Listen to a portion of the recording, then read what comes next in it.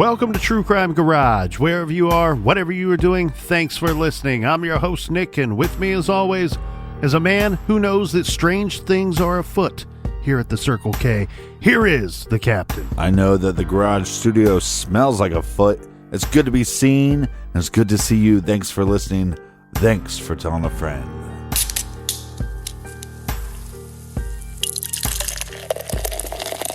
Today we are sipping on an IPA called True Believer by Twin Elephant Brewing, and any longtime listener of our little garage show knows that I love a little fruit to cut the bitterness of an IPA, and True Believer is a great IPA with honeydew, grapefruit, and a little hint of cantaloupe.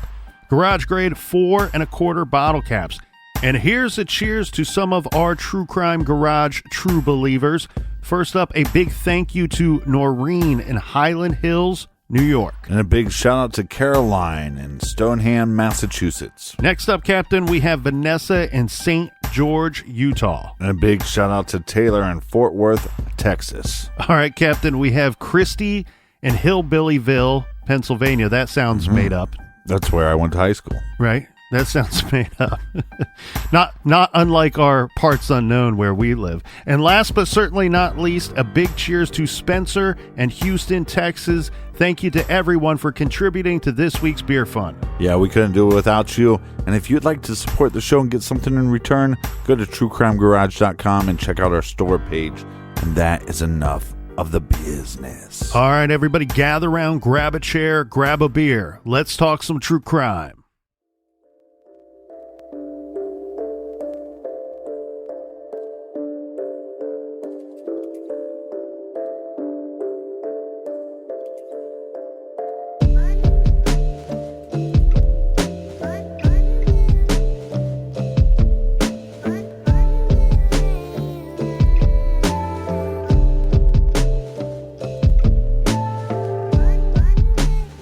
Very fascinating case on our hands. Veronica is missing, and pretty quickly we have a very suspicious suspect in her boyfriend, Jeff.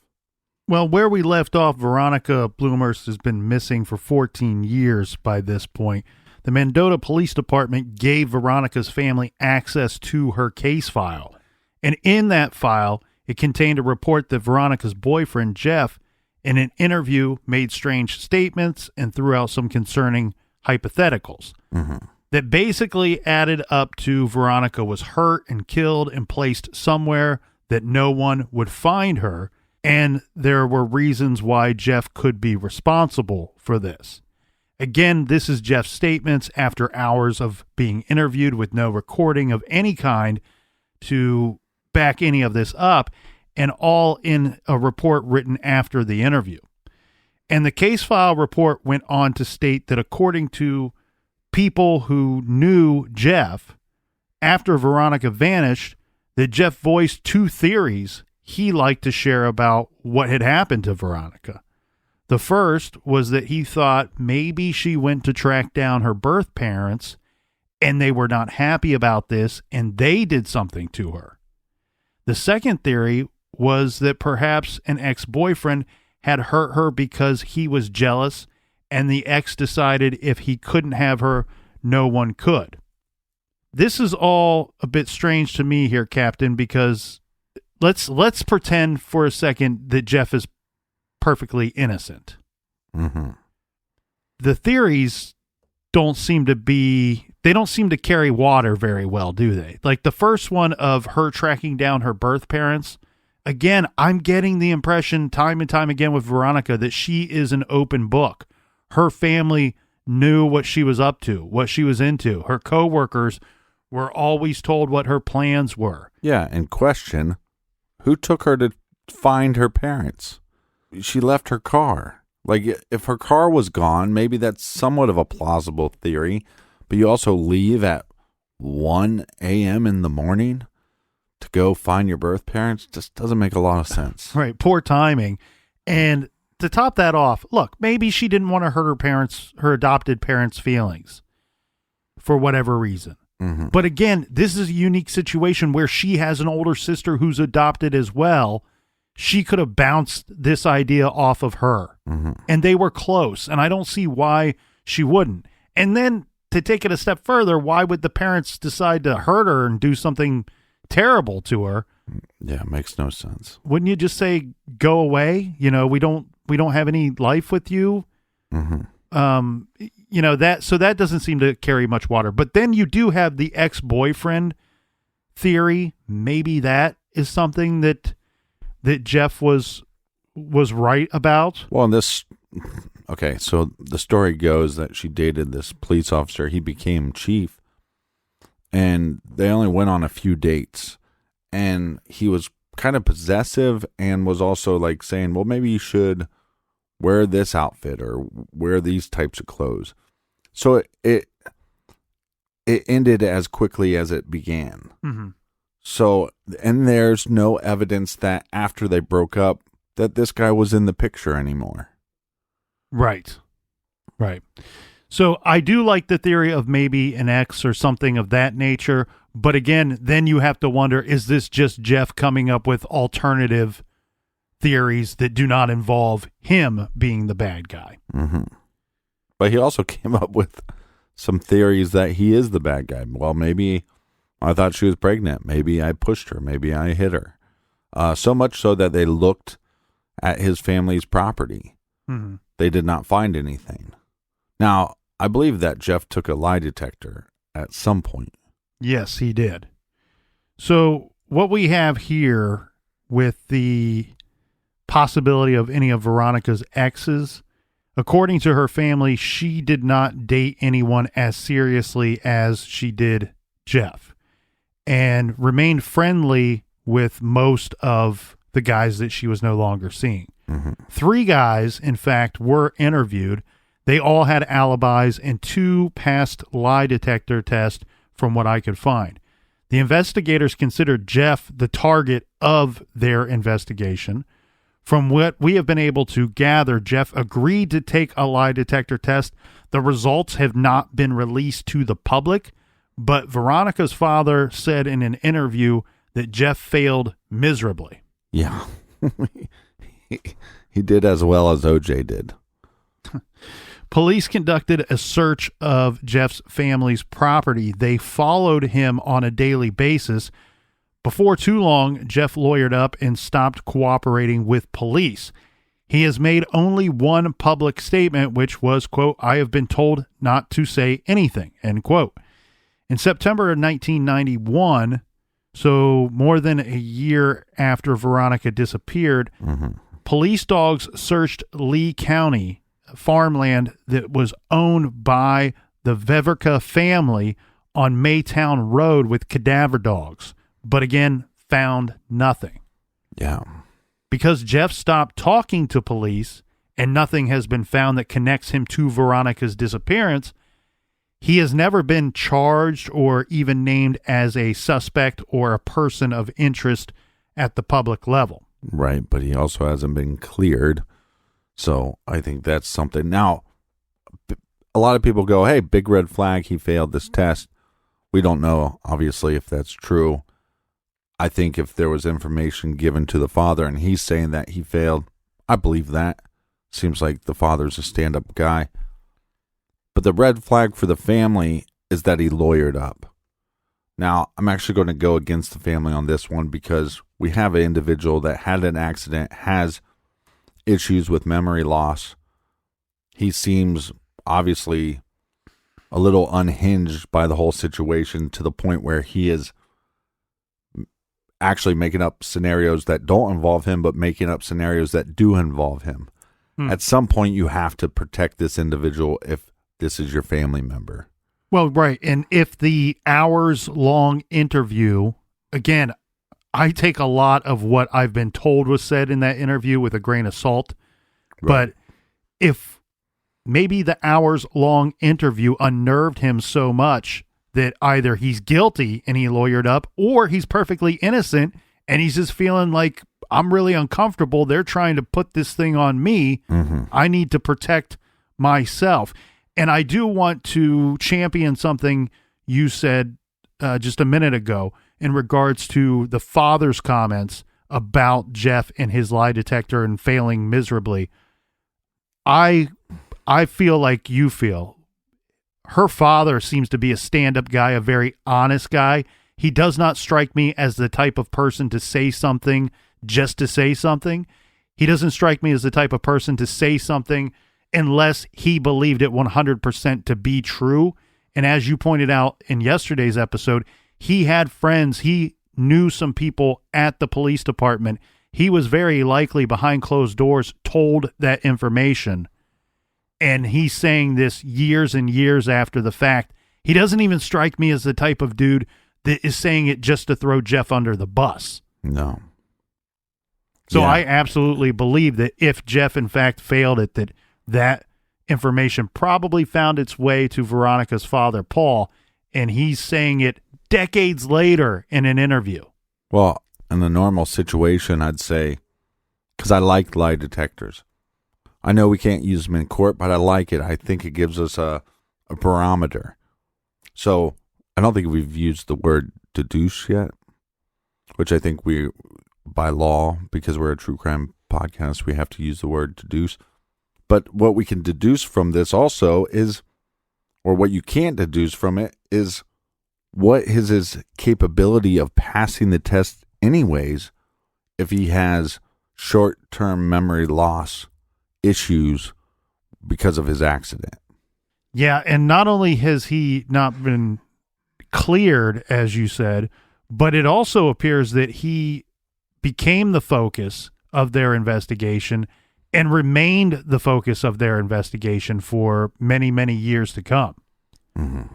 The case file also reflects a police theory of what they believe might have happened to Veronica, in which it says that she got into a vehicle with someone she knew, person unnamed, some type of argument ensued, and she got pushed from the vehicle, suffering a fatal or near fatal injury, and then the driver of the car then hid her body in a panic.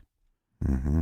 It's weird that they come up with that theory, not because it's unlikely, but because it also kind of echoes some of the things that Officer John P.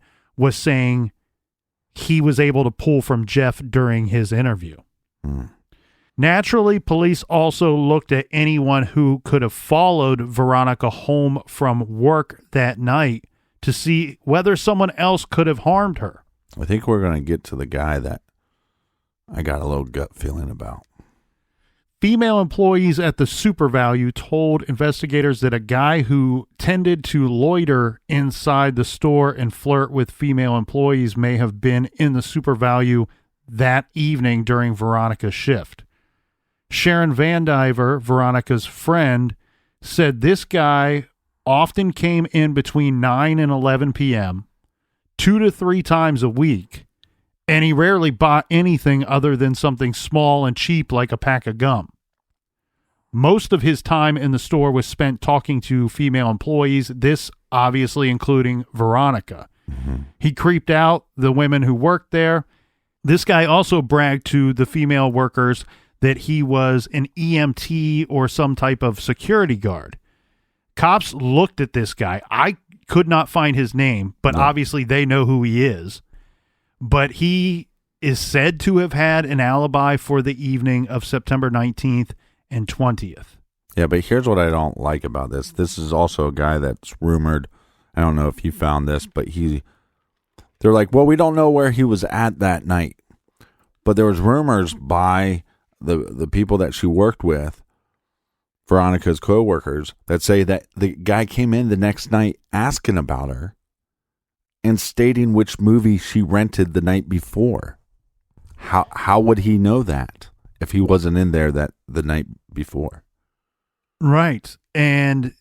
Or let's say maybe he was in there the night before, Mm-hmm. but maybe his alibi only needs to be good from 1:07 a.m. and on. Mm-hmm. So he could have been in the store before. Maybe they had that conversation. I'm with you. I don't think it's very likely that conversation took place. I think it's suspicious that he would know that she rented a movie one and be so inclined to even say what the name of the movie was. Well, not only did he have a history of talking to, people in the store, an extensive history of talking with Veronica. Mm-hmm. And I think she had such a nice demeanor that this individual probably didn't creep her out. She probably enjoyed a little bit of the attention, or maybe just thought he was being friendly. The other thing that's tricky too is I've heard people say that he was going into the store 2 or 3 or more times a week up until the disappearance of Veronica. And afterward, he really backed down on the number of times that he was going into the store on a weekly basis. Right.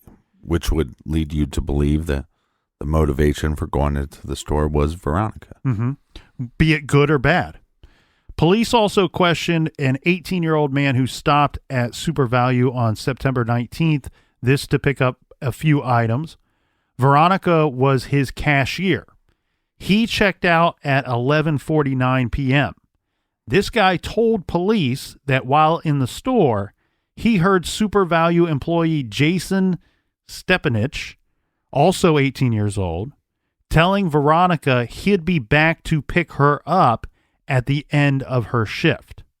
But both the customer, this is a confusing part in the story, so I need you to follow along with me here, everyone out there in listener land. But both the customer and Jason denied that this ever happened. Okay.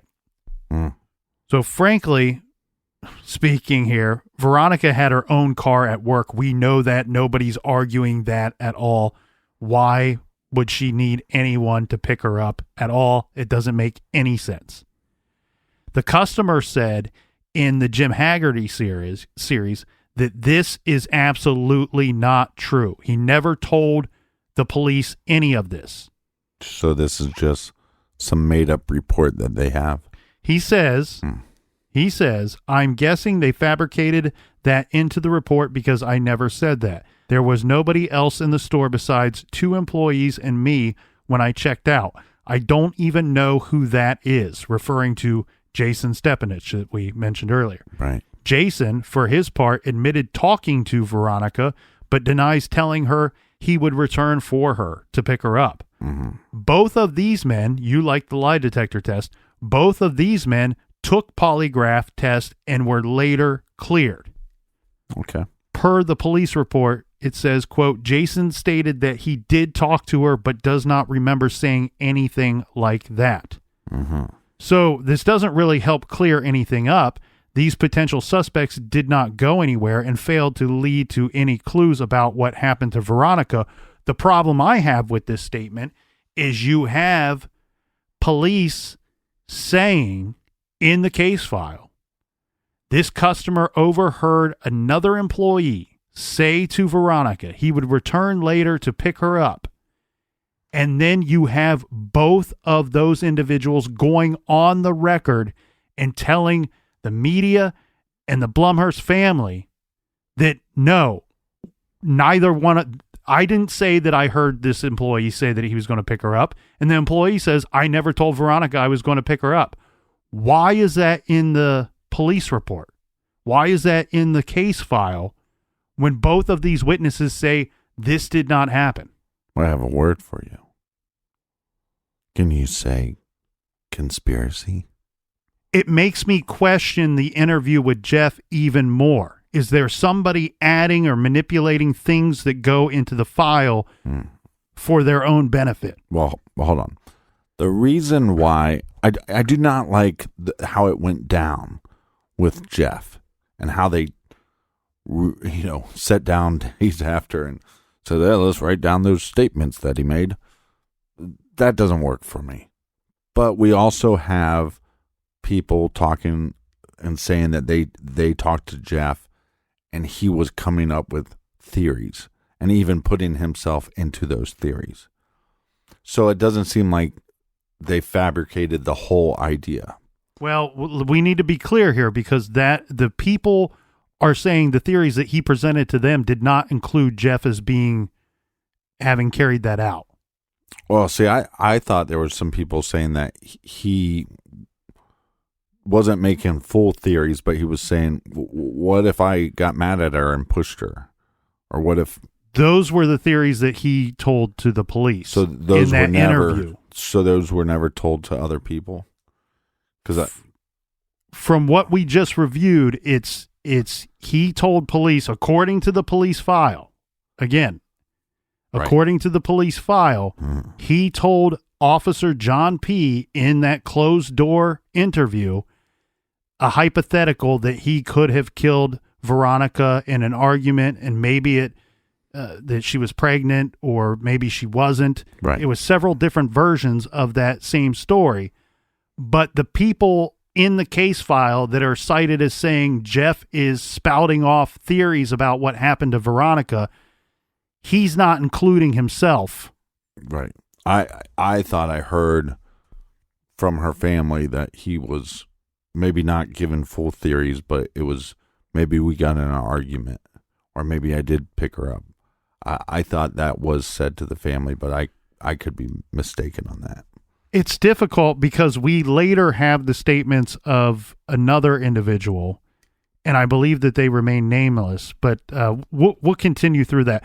Before we get into that, I just want to talk about the difficulty of collecting DNA in a case like this. If you recall, Veronica was adopted by the Blumhorst.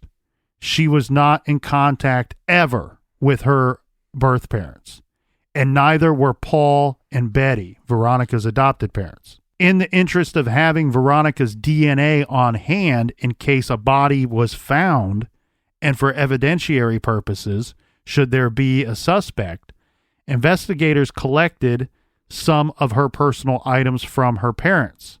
As we shall see, that did not go as planned. And after time passed, the availability of Veronica's DNA was significantly decreased, as items that she definitely came in contact with were harder to come by. Attempts were made by authorities to unseal Veronica's adoption papers, but the Catholic charity that handled the adoption refused. Okay, so what does this mean? There's a couple different versions of the story, whether the parents willingly gave this stuff to police and investigators or if the police collected it, whatever. Nobody is arguing that they had it, that the police had it. Forget about how it was obtained, but they all agree that police had items that could have contained Veronica's DNA. Very likely could have contained her DNA. Yeah, one of the things that the father did was he took her bed sheets, and gave it to police. So what we learn after all this time is that those items have magically disappeared. Yeah, and this is where it gets a little tricky for me, is they claim, well, we moved buildings, and that's how we probably lost it. I think these are good cops years later trying to come up with an explanation of what the bad cops did.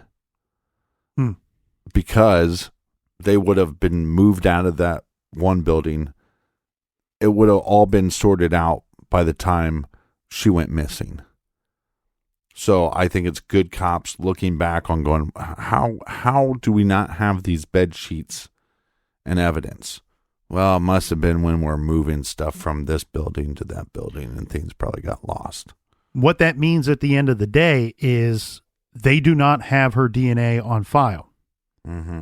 So if a body that has been hidden for 30 years is recovered, or a body that was hidden for 5 years, 25 years ago, and uncovered, if they cannot look at the remains and go, yep, that's Veronica, there is no DNA to test to confirm if it is her or not. That's a very big problem for this investigation. Now, let's go to the glass half full end of it and report this. It has been stated that Veronica had extensive dental work, which could be used to identify her, but that means her skull has to be found.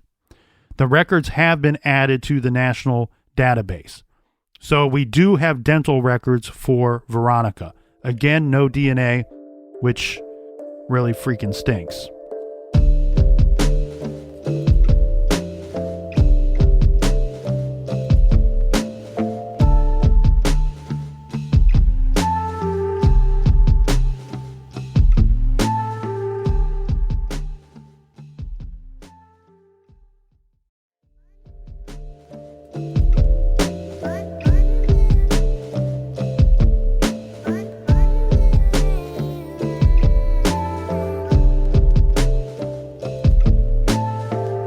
All right, we're back. Cheers, you filthy animals. We've touched on the frustrating lack of evidence in Veronica's case. No evidence to lead investigators directly to a suspect. This case went cold and remained so for years and years, decades really. Mm-hmm. Despite the lack of movement, Veronica's brother Todd continued to campaign to find his sister. He created a website dedicated to her and started the Facebook page that gathers information and has directly challenged the manner in which the investigation was conducted. He also engineered searches of the nature preserve and other areas. Unfortunately, Todd died in 2013 from a rare genetic cancer. He died believing that the boyfriend, Jeff, killed his older sister and never giving up his fight to find her. Todd's mission to find Veronica has been taken up by family friend Doug Truckenbrod, who was designated the Blumhorst family spokesperson. Here's where the case gets interesting. Doug lived across the street from the Blumhorst as a kid, and Doug is in some ways also a potential witness. Per the Rockford Advocate, the day after Veronica went missing, Doug recalled vividly something he had observed the day before. At around 11:45 p.m. on September 19th, 1990, Doug was on his way to his third shift job at R&R Donnelly when he pulled into a gas station. There, he noticed an SUV with a camouflage paint job and a logo indicating it was a security vehicle for Woodhaven Lakes, a camping resort which was about 12 miles away. At that moment, he didn't think much of it. When Veronica vanished, Doug became fascinated with the case, as many did in the small town. He says, quote, "I was talking to my mom about the boyfriend, and she mentioned his dad, that he was the head of security at Woodhaven," end quote. This is what Doug told Jim Haggerty. Doug pointing out that the presence in town of the security vehicle on the very night Veronica was last seen and the connection of the vehicle to remote property accessible by the Vervica family. Mm-hmm. Doug reported the sighting of the vehicle to the Mendota Police Department. This, again, investigator John P.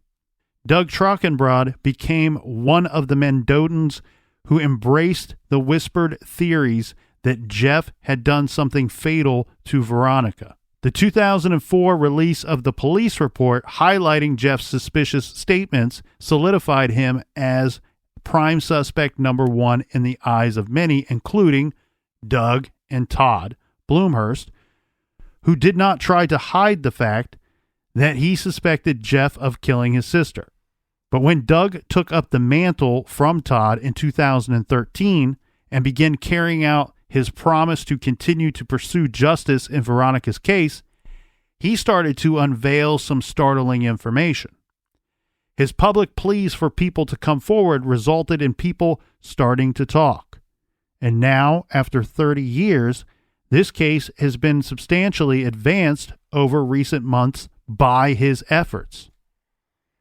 Doug spent years digging into the case and keeping his ear to the ground for rumors and information that could be helpful. And someone who wished to remain anonymous came forward and told him some interesting information. The local source had heard that, quote, Veronica was strangled, possibly shot, wrapped in a blue tarp, and dumped over the west side of a metal bridge in Knox Road near Bartlett Woods. This area was near the part of the nature preserve that had already been searched, but the source said the search area needed to be expanded. They didn't search far enough. This bridge is about 3 miles from the Vervica property, and per the Jim Haggerty series, early searches had focused on a small area northeast of Knox Road between Hinkle Road and Big Bureau Creek, about 3 miles from the town of Sublette, Illinois. The preserve had been searched in 2012 with cadaver dogs and searches organized by Todd based on psychic evaluations of the case. Now, the source says, police continued west If they would have continued west, they would have likely have found clues about 475 to 500 yards downstream near a creek belly that's about 10 to 12 feet deep. Mm-hmm. This is a tributary of the Illinois River. I cannot say within feet, but she's either in the belly of the creek before the 90-degree bend or around the area of the hay bales next to it, possibly even under them, the source said. If they search in that area, they would either find her remains in the water or some sign of her buried near there. The source also said he believed that a gun was used to kill Veronica, and this gun was disposed of in a creek in Mendota in 1992 by a woman who had received the gun from someone else. So, this does not sound like a murder committed by a controlling boyfriend to me in a crime of passion who then panicked and hid her body. This might sound like someone getting rid of Veronica in a methodical killing. Mm-hmm. Someone who knew what he was doing and who had knowledge of how to dispose of a body. This is where we have to look into the idea of, did the police bungle the investigation, or is there a cover-up? Because this case is one of those in which it is easy to see why people believe that there was some kind of police cover-up. Either the Mendota Police Department, mm-hmm. a small town force with zero experience investigating disappearances and possible homicides, was borderline incompetent, or it was the typical story of a bad seed cop who was, at least to a certain extent, sheltered by some of his own. There is some evidence for this latter theory. Right. It has more legs than you're giving it. When Veronica went missing, the Mendota police collected some of her personal items. Mm-hmm. As we said, a toothbrush, hairbrush, and bedding from her room. Of course, potential sources of DNA, but no one knows where any of these things are. So is that somebody removed these items from police evidence, or did they just screw it up? The other thing you have to think about too is Veronica's car and garage, the area surrounding the garage. This was never processed when she went missing. Right. Was this on purpose, or was it just, oh, she's missing, we think we'll find her, there's no need to search for footprints or tire tracks or hair or any type of other evidence that could have been found at the time? But why a conspiracy? Why a conspiracy? Yeah. Why are they covering up? Well, I don't know that I would go as far to say that the entire police department would be covering this up. Right. And to me, you might only have to have one person covering their own tracks. So not a conspiracy at all, just really one person manipulating everything to remove themselves as a potential suspect. Right. Despite the small town nature of the police force and the inexperience of its officers in handling these types of cases, the MPD repeatedly turned down requests from the Blumhorst family to call in investigative assistance from the Illinois State Police. Was this because they were certain that Jeff was their man, or because someone did not want an outside agency meddling in the affairs of the Mendota PD? And of course, we have already covered that the police seem to have failed to record or properly transcribe Jeff's interview with all of his supposedly incriminating statements. Again, this is either small town incompetence or something much more sinister. So now, 30 years later, Doug and others are calling into question the police placement of blame on Jeff. Recordings and transcripts that do not exist, that all seem to point to Jeff being the guy. That's the only red flag that goes up and circles itself around Jeff. And further, some of the things Jeff said, supposedly said, made no sense. It really does not seem likely that he would have thought Veronica was pregnant at all. He knew all about her mono and her upcoming doctor's appointment for that ailment. Yeah. Veronica's family says they have proof that Veronica was not pregnant at the time that she disappeared. The only thing I have a problem with that is, again, we don't know the extent of his condition of memory loss. So is it possible that he did forget that she was sick? We also don't know. Again, it's fool's gold, right? We have nothing to back up these supposed statements that he made to police, other than the word of one man who should be in the circle of suspects in this case. So here's the thing about you talk about his memory loss. He had a motorcycle or a dirt bike accident when he was like 14 or 15. So this is something he had suffered for years before Veronica and him were even an item. Mm-hmm. One thing that's interesting, though, it emerged recently that on the day before Jeff was questioned by police on September 23rd, Jeff participated in the Blumhorst family session with psychic Greta Alexander. She is the psychic that led them to search the nature preserve. In the course of this search, Greta mentioned that Veronica was hurt by someone in the course of an argument about her health, or possibly a baby. She stated that Jeff's motivations were suspect. Jeff heard all of this as he was present. And also privy to this psychic's observations was John P., who the very next day would question Jeff, supposedly eliciting comments about how maybe he went crazy thinking about her being pregnant. As we said, a cadaver dog search was eventually conducted of property owned by Jeff's family. A year after Veronica went missing, nothing was found. But not the property his dad worked at. Correct. Of course, there are plenty of places to dispose of a body in the area. And it's not clear whether Jeff really has an alibi for that night. You know, was he at home watching a movie, as he said? His mom said that he was home as well, but we know how those family member alibis can be erroneous. Mm-hmm.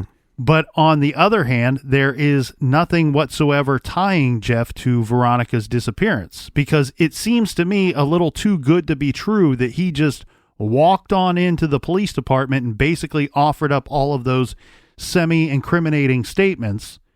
Clearly, he did not offer up a full confession because he was never charged, never arrested, never named publicly as a person of interest. But didn't he also get rid of his car, like, pretty early? I don't have any information about him getting rid of a vehicle. Well, so supposedly he gets rid of his vehicle. He was looking for a new vehicle before she went missing. But so she goes missing, he gets rid of it, and then he gets the same exact car as Veronica. And then he doesn't get a license plate for it, and she had something where it was like her initials, some lucky number, or her initials, and then like her birth date or something. Mm-hmm. And he did the same thing. So got the same exact car and did the whole initial birth date type thing on the back of his car as well. And it's kind of an odd car. Her car wasn't like... It was a Chevy Corsica. Right, but it wasn't like... I don't think they were super popular. I don't know much about the vehicle. I always thought of Corsicas as a pretty common vehicle back in the early 90s. The weird thing, too, is their initials are very similar as well. Mm-hmm. Now, Jeff was Mendota PD's focus from day one, day two, however you want to argue it. That's clear. Doug Trockenbrod does not mince words about Jeff's supposed involvement. He says, quote, "I think he was manipulated into saying what he did in the police report. And once he lawyered up, the person who killed Veronica was free to fumble along and destroy any trails he himself left. Furthermore, not only might Jeff have been railroaded, but there may have been someone else who was responsible for what happened to Veronica. There was one more person reported to be in the Super Value store on the night that she vanished. According to the Rockford Advocate series, sources indicated that an unnamed man was in the Dempsey's Super Value on Veronica's last night, there for about 30 minutes, but purchased nothing. He left the store at 11:39 p.m. The presence of this man in the store did not appear in any of the police reports, and he was never questioned. What does this have to do with Veronica and her still being missing 30 years later? Family spokesperson Doug Trockenbrod says that his team of citizens just like himself who have been sleuthing around Mendota uncovered evidence that Veronica kept certain things about her personal life private and that they may have contributed to her disappearance. Mm-hmm. And Doug has a theory about who this man at the Super Value may have been. Apparently, there were reports from several independent sources that Veronica was seeing another guy on the side, unbeknownst to her family, and certainly unbeknownst to Jeff. And this man may have been a police officer. Per the Rockford Advocate, quoting family spokesperson Doug Trockenbrod, quote, "We are looking into details about that reported relationship. It may have been going on for some time before her disappearance. What we are fairly certain of is that this man Veronica was seeing was married. He was someone who was familiar to her and not someone she had recently met. Apparently, Veronica also knew this man's wife. The rumors are that she had tried to end things with Jeff in order to be with this other man, although these may have just been that rumors." Right. Okay, so this could be far-fetched, right? The Blumhorst family does not seem to endorse this theory, even though the spokesperson seems to. Mm-hmm. According to Carolyn, Veronica's sister, who spoke publicly for the first time earlier in 2020, Veronica was not a duplicitous person. She was not capable of hiding things that were going on with her. Again, we talked about the possibility of Veronica being an open book. She says that she was one of those people who wears her heart on her sleeve. Carolyn does not believe that Veronica would have been cheating on Jeff with a married man. She and Jeff they were discussing marriage, as we said, and she seemed to be happy with Jeff at the time. Right. Carolyn also says if she had been seeing someone else on the side, she would not have been able to hide it for very long.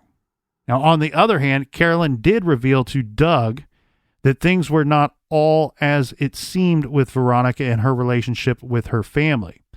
She and her mother did clash, and she had a little bit of a wild streak. It is not at all clear what Doug is referring to when he says Veronica was hiding things, because those things have not been made public. Right. But maybe there was a side of Veronica that her family didn't know about, including Carolyn, her sister, who didn't live with the family at the time of the disappearance. One didn't live with her for quite a while, so give it a couple years, and Veronica was getting a little older. Here's where things go off the rails. The sources who were telling Doug that Veronica was seeing a married cop, they even provided Doug with a name. The married boyfriend was a cop who lived right across the alley behind the Blumhorst family. Mm-hmm. This person would have had a full view of the Blumhorst garage and from his property. This married cop was also seeing another neighbor on the street, which this woman admitted to later. In other words, this 20-something cop was a womanizer. Carolyn later said that this cop would stare at her and her sister as they went in and out of the yard, and that it made them feel very uncomfortable. Who is this guy? Don't squeeze your beer cans too tightly. Or your testicles. The married cop, who was alleged to have been in some kind of relationship with Veronica, was John P. Officer John P.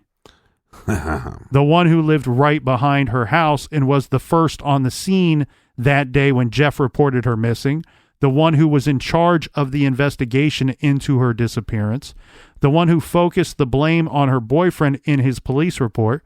The one who possibly, deliberately, messed up the examination of her car and who may or may not have seen to it that her personal possessions with her DNA on them went missing from the Mendota police station. Mm-hmm. Go ahead. What I heard at first, I didn't actually hear about this idea that Veronica had a intimate relationship with the police officer. The idea was that he would have been coming home. You know, he was married. He had his wife at home. He was coming home from the neighbor's house that he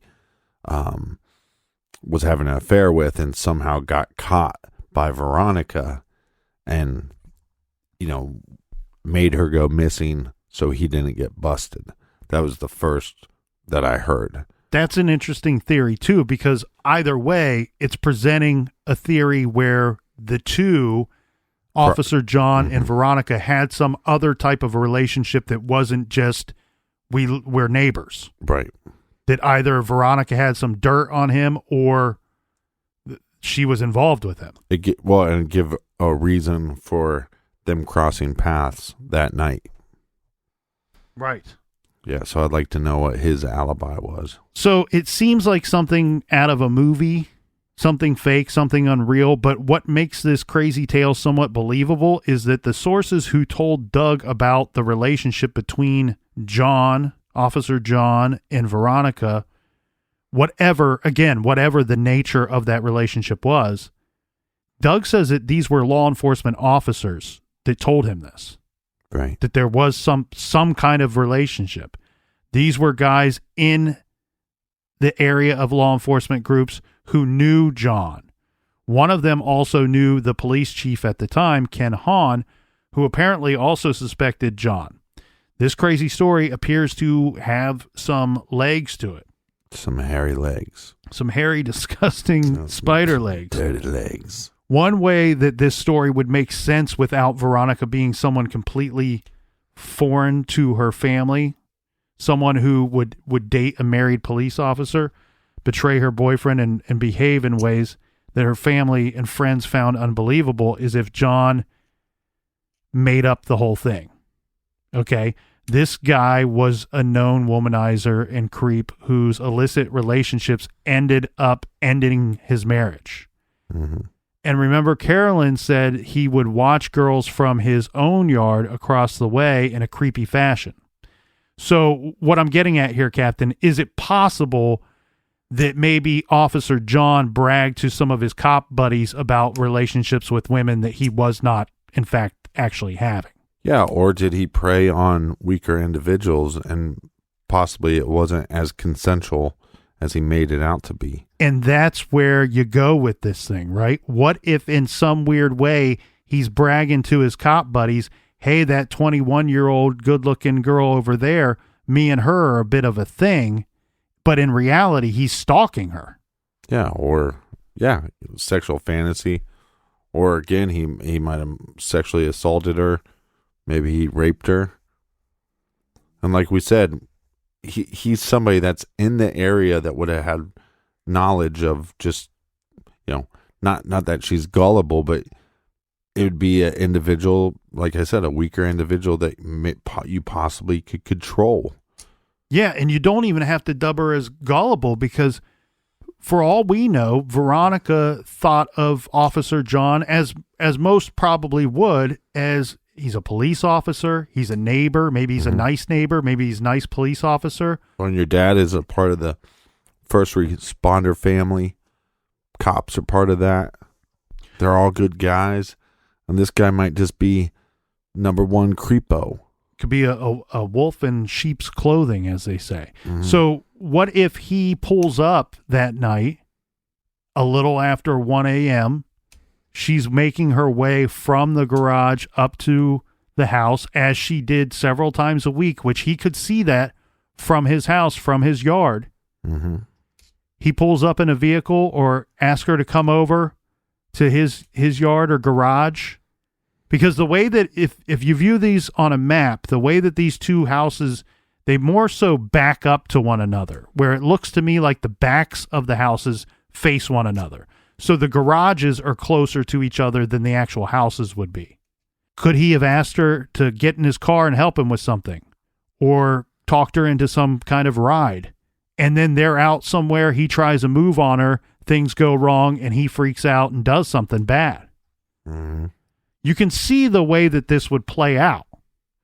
The other thing, too, is if he was, in fact, the one that was in the store, in the super value store that night, that in there for a half an hour and didn't buy anything, then it looks even more sinister. It looks like he was setting this up, he was stalking her, or they were, in fact, having some type of relationship. Was he just in there to chat and interact with her? Right. I'll let her know that he'd meet her at her car after she got off work or whatever.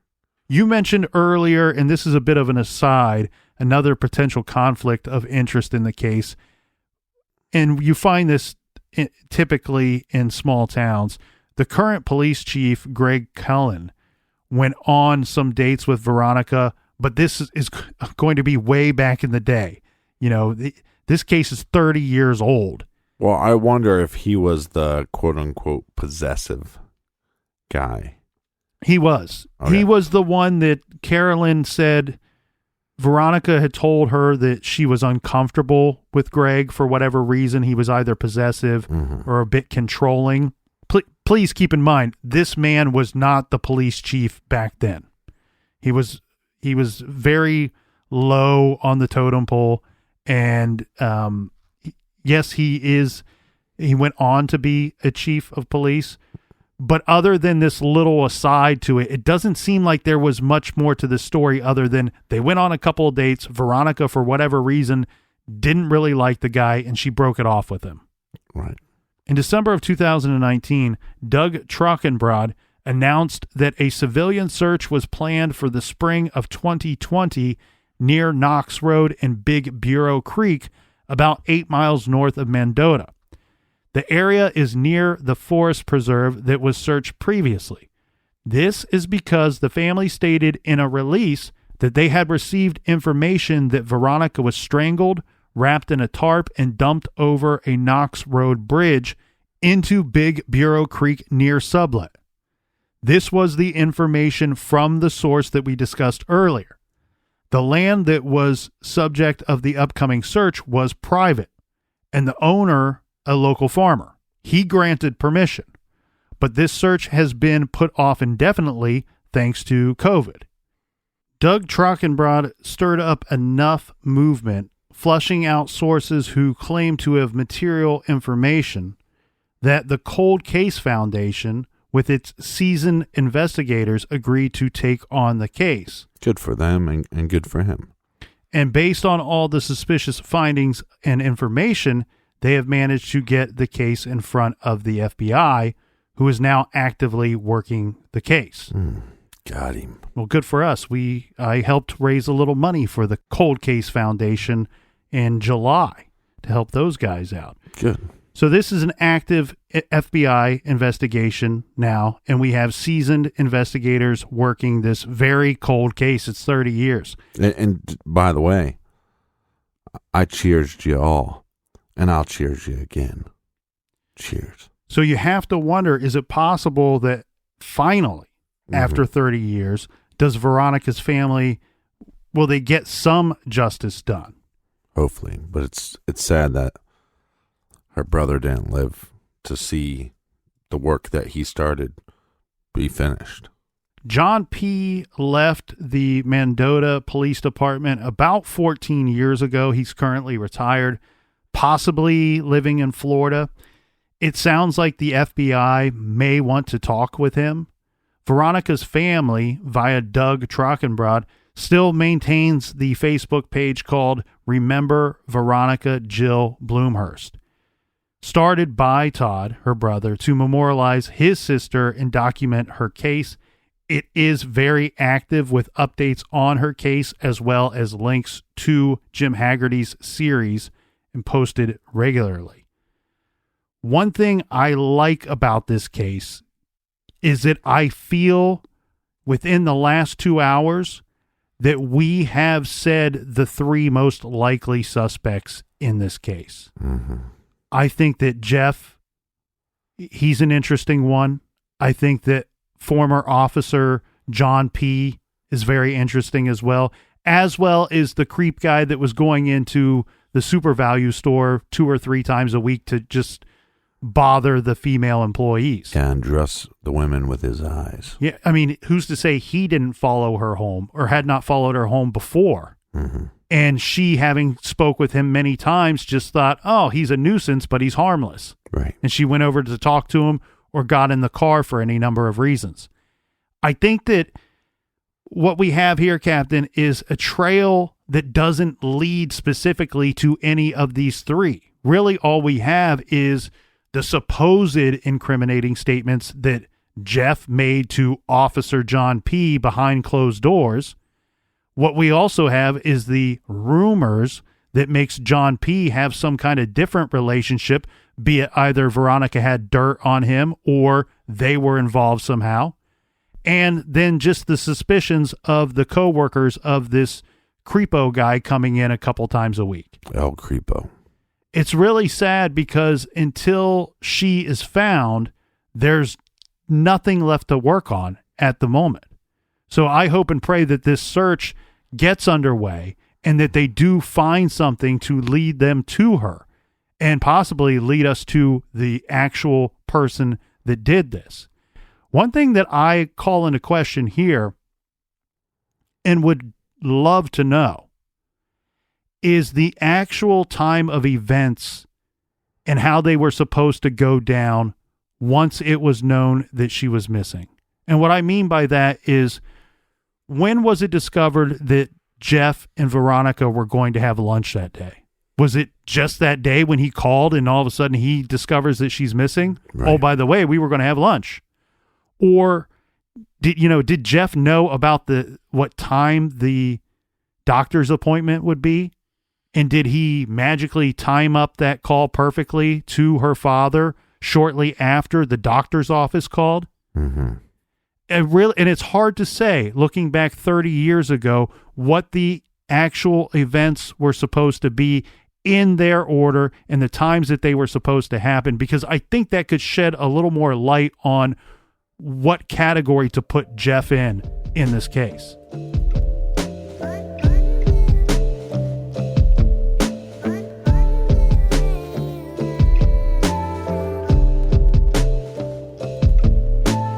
Again, thanks for listening. Thanks for the support. If you're looking for our old episodes, we have over 400 episodes to check out, and you can do so for free on the Stitcher app. And if you're looking for even more, we have over 100 of our bonus show called Off the Record, and that's on Stitcher Premium. Do we have any recommended reading for this week? This week we are recommending Tantamount, The Pursuit of the Freeway Phantom Serial Killer by Blaine Pardoe and Victoria Hester. We have recommended this awesome true crime writing duo before. These 2 great authors are putting out some really fascinating cold case true crime stuff. So you'll want to check out Tantamount and other great recommendations at our website, truecrimegarage.com. And while you're there, one thing I've been doing at my house, Captain, I have the beer fridge. I like to put a lot of stickers on my beer fridge. Pick you up some True Crime Garage stickers and decorate your beer fridge. And go with the super pack. If you buy pack 1 and pack 2, it costs you a little more money. Go with the super pack. You get them all. A little discount there for you. And until next week, be good, be kind, and don't litter.